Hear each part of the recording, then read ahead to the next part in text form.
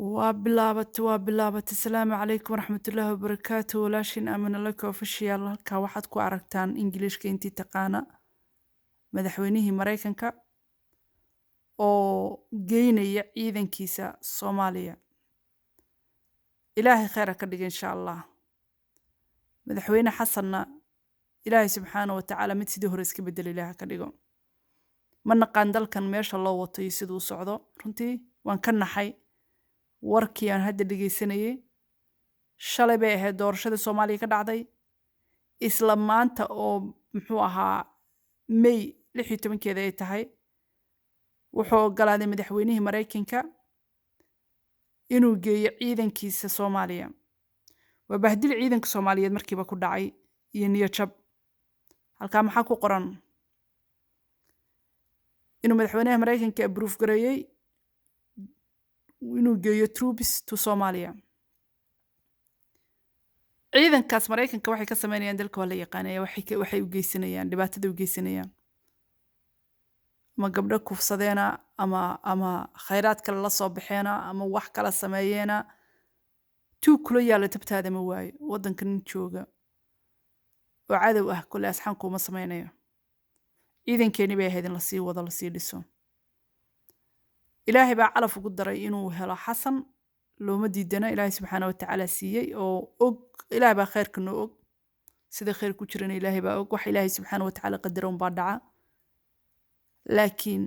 tan hadday bilaabato waa noo dhammaatay kuwii hore u sii joogay in laga bixiyay ahayd waana laga bixin lahaa wayna socoto sheekada laakiin ciidamada maraykanka waa ciidamada ugu saqajaansan waan ogeyn ciraaq waxay ka sameeyeen ciraaq waxay u geysteen iyo dhibaatada u geysteen waan ogeyn iyo dad badan oo intay soo kaxaystaan ku xidhaan kuuba ku xirteen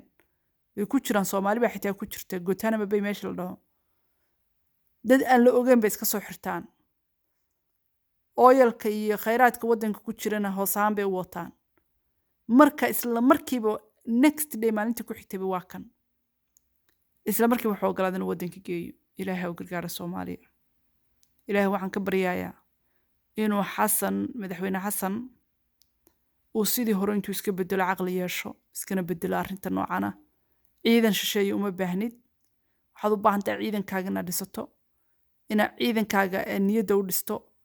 ciidankaaga ayaa kugu filan Soomaaliya waa la ogyahay ciidankooda markaa haysteen inay iyagu ahaayeen kuwa Afrika xitaa caawin jiray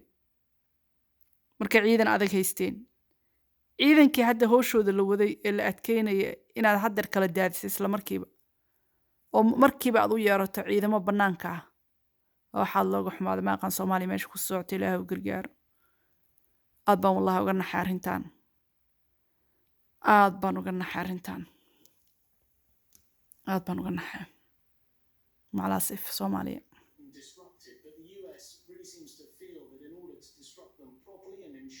they have full oversight on what is taking place in Somalia, they need to have US troops permanently stationed within the country. Apparently the plan is to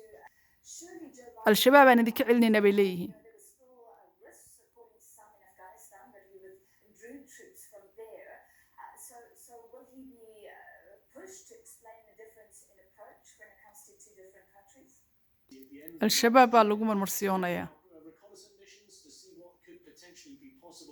Because there is this real feeling that extremism is still rife in Somalia and that it could pose a threat to the United States. There have been foiled plots in the last year or so where al-Shabaab, people have been trying to carry out plots against the United States. Those have been disrupted, but the US really seems to feel that in order to disrupt them properly and ensure that they have full oversight on what is taking place in Somalia, they need to have US troops permanently. They need to have US maqlaysaan askartooda permanent inay u joogaan Soomaaliya. Waka Allah noo naxariisto.